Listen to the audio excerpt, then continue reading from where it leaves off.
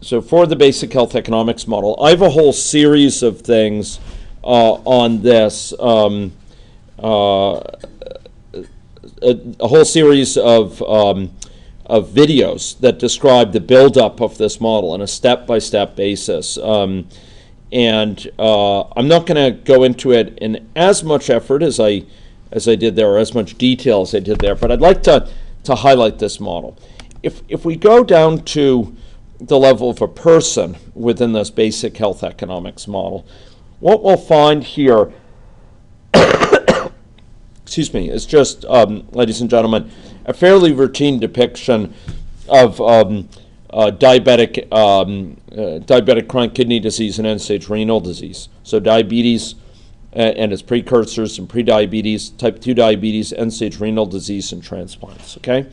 Now, here, in terms of this progression, which we've characterized in one state chart, and other models we've broken these things out into multiple state charts, we have progression of individuals amongst these different stages, and we have some ability to calculate in a given stage quality of life measures and costs that are imposed by this model, okay?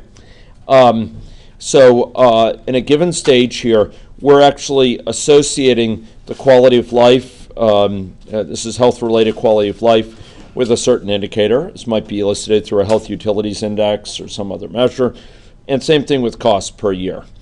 So these are state-based costs from an activity-based costing perspective. And then we're going to have some episodic costs that are occurring with particular events, such as a transplant event, okay? An event where someone is on dialysis, and they receive a kidney, for example. And occurrence of a kidney transplant carries with it not only state-based costs for a certain amount of time recovering, et cetera, but a certain amount of cost just for the operation itself and attendant acute needs. And so here, at those stages, we are adding in costs explicitly associated with the event. Now, for the state-based costs, and state-based quality of life, as you might imagine, if we pop up to the main level, we are actually accumulating those costs across the population, okay? So maybe first we'll start with the case of undiscounted health service costs, okay? Those would be these costs here. So in the main area of this model, we see accumulations of various sorts. Quality adjusted life years lived, accumulated undiscounted costs, accumulated discounted costs. I'd like to focus on accumulated undiscounted costs. These quantities here are stocks and flows. These are ordinary differential equations, okay? So over time, this stock, this state variable, is accumulating costs, okay? So it's a running total of costs. It's undiscounted right now. There's a discounted version of it below, as I recall. Now, flows in represent new costs. And there's two types of costs. There's intervention costs, and then there's costs associated with health service delivery. Now, these costs associated with health service delivery are, in order to determine them, the new annualized costs coming in, we call off to population. When did we do that yesterday? Can anyone tell us? When did we call something on population? Just like that. With your own hands, you did it. What was this thing that we call off to? It's begins with an S, T, A. It's a statistic, ladies and gentlemen. Do you remember yesterday?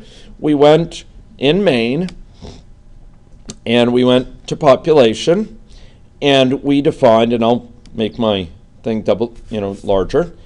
We defined statistics in a population. And remember, these computed cross-sectional statistics on a population.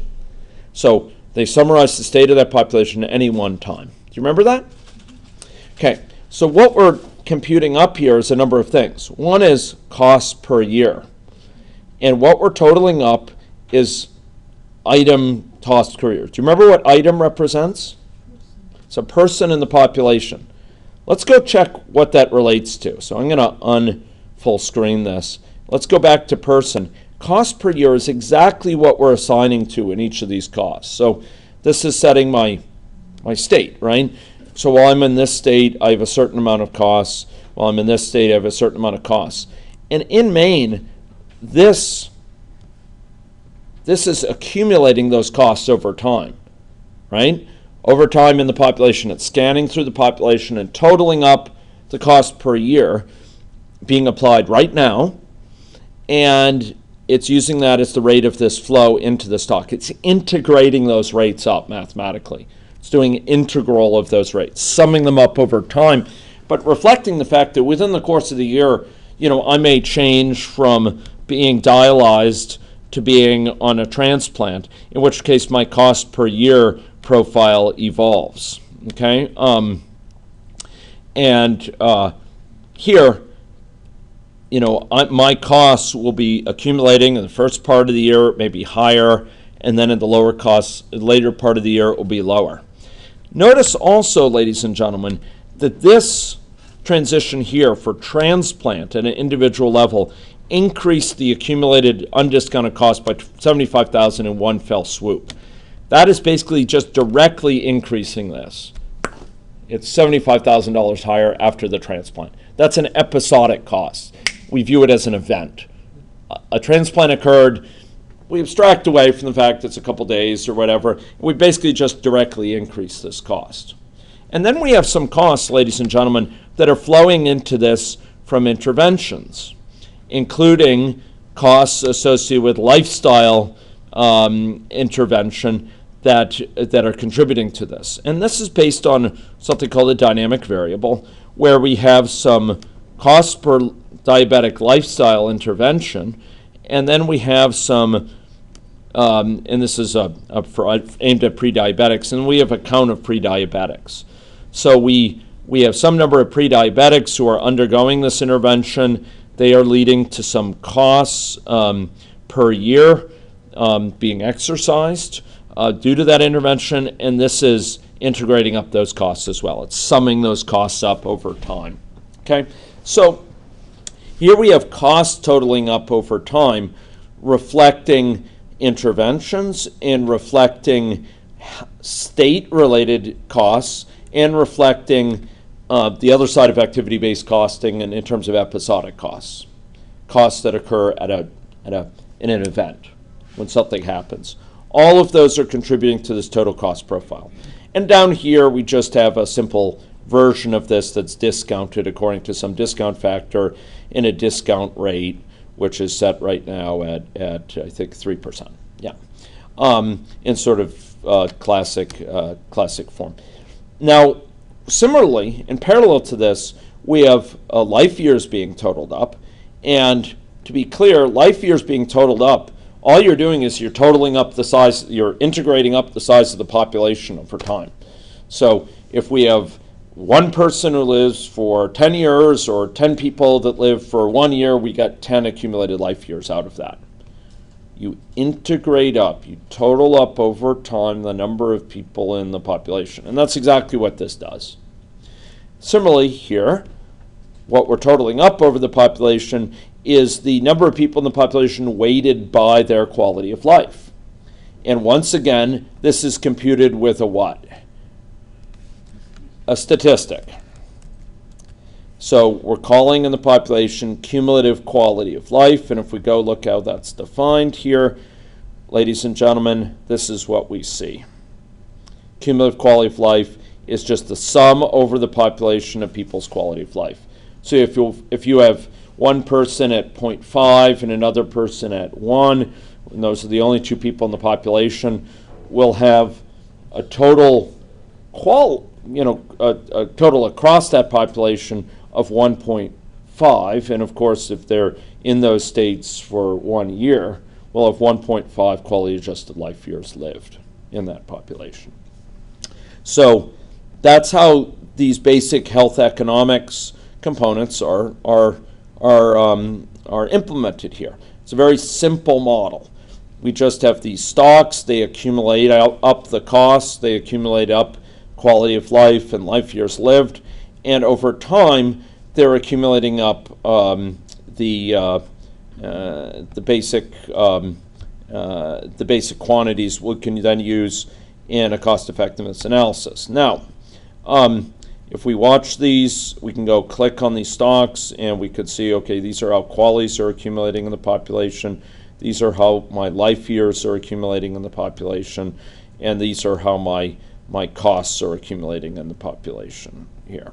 Have you used the actual data for? This is a thought-piece model. We have a different model which incorporates data, which I've also shared with you, on end-stage renal disease, which is a much more fulsome model that we may touch on later. But it's a hybrid model, and it involves very detailed representation of the care processes as well. So multiple dialysis modalities, hemo and peritoneal, and graft failure rates for transplant, et cetera. And that has very detailed costs as accumulated by Braden Mann's group, for example, in Calgary. Okay. Anyway, so these were just some rough things to show. Part of my goal in showing these models, first of all, we can build models like this during boot camp. In Melbourne, I built a much more sophisticated model than this, which we can look at if you're interested for health economics. It had, among other things, it had joint distributions of quality of life and costs based on multiple conditions. But a model like this, by boiling it down to its essence, I try to convey to students how they can build it. You know, get to the essence of what are the key components you need to build a model like this. And I try to focus on the areas that are trying to be showcased for a given model. So in this case, I very much simplified, the diabetic end-stage renal disease progression, chronic kidney disease. One other note here. I actually have a experiment here. It's a type of experiment we'll be operating with for this afternoon.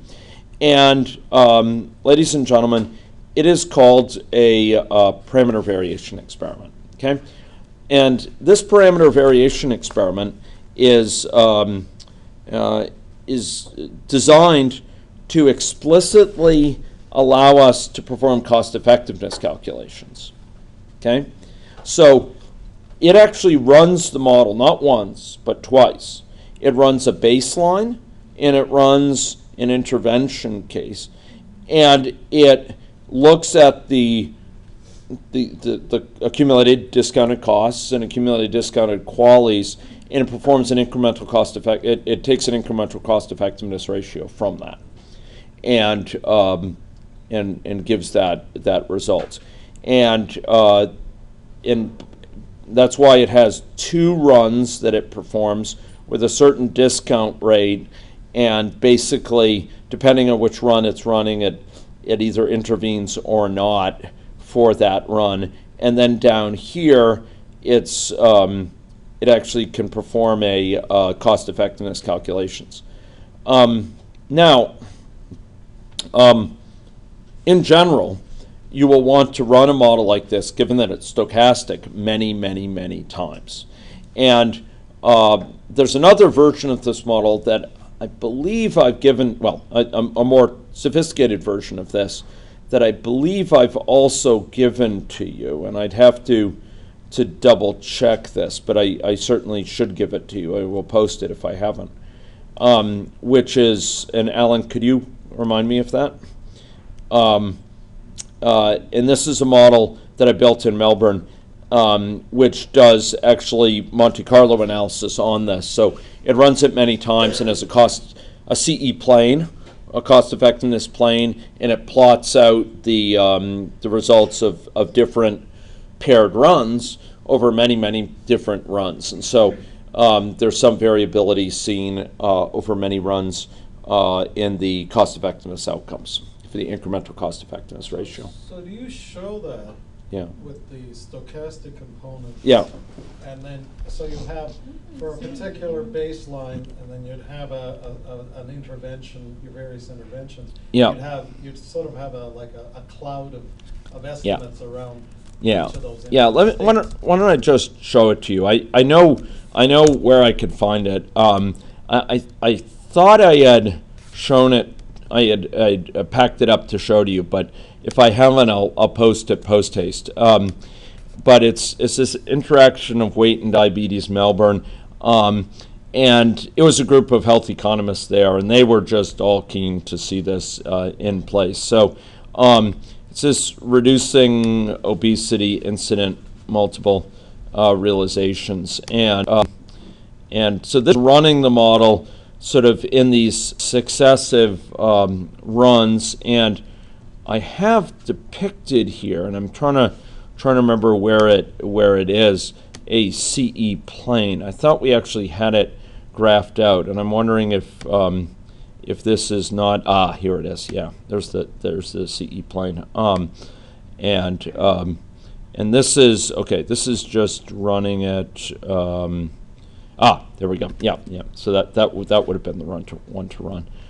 This guy here. Okay, so come on. Oh, come on. So sometimes when you run this thing many times, it cancel it. It takes a little bit more effort. Okay. Yeah. So here's the cost effectiveness plane, and what you have here is a kind of similar situation, but rather more textured. And you have, weight and diabetes, kind of like we had, but then you have a quality of life which depends on a joint quality of life. So if they're diabetic, the quality of life varies by weight in one way, but if they're non-diabetic, in another way. And we are running this model many times over to understand the cost effectiveness ratio across a decent-sized population, I believe, and similarly for costs. So costs also, total annualized costs. This also will depend, it varies by weight, but also by diabetes status. So it's a joint distribution between these factors. And these relationships here take into account some interaction effects that are imposed for this model. So I don't want to belabor this too much, but this is another model that might be of interest, and I can post this, and we'll wait at least to the first of these gets finished here.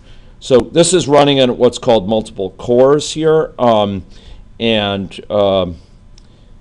yeah. So it's not going to perform the CE plane analysis until it's run all 100. Okay, so we don't want to do that. I'll set it running for fewer, and we can see it in a little bit.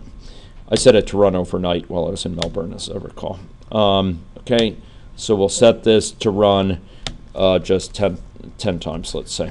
When you say cores, are you referring to model cores or No, cores? I'm sorry. I didn't speak, although. So the chip cores? Yeah.